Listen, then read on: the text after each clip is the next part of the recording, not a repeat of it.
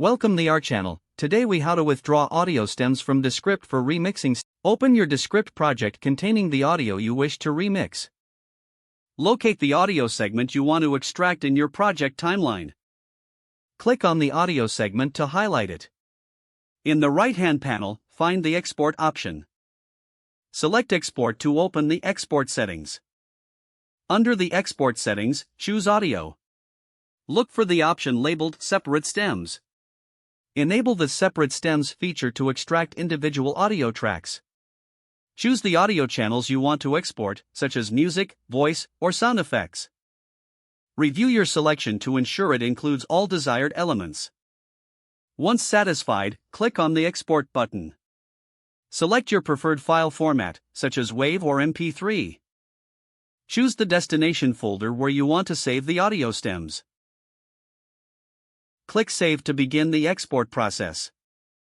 Wait for the export to complete, this may take a moment. Navigate to the destination folder you selected earlier.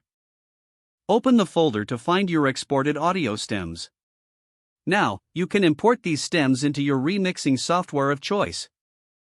If the page does not load, refresh the browser or try again in a private or incognito window. Make sure you are using the correct email address, then retype it carefully to avoid small typos. If your password is not accepted, use the reset option and create a new strong password you can remember. Check your spam folder for verification or security emails, then complete any requested confirmation steps. Enable two-factor authentication if available to improve account security and reduce unauthorized access risk. After signing in, review your profile details so your contact information and settings are accurate and current.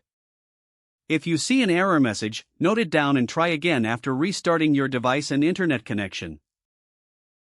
Log out when you finish, especially on shared devices, to keep your account and payment information secure.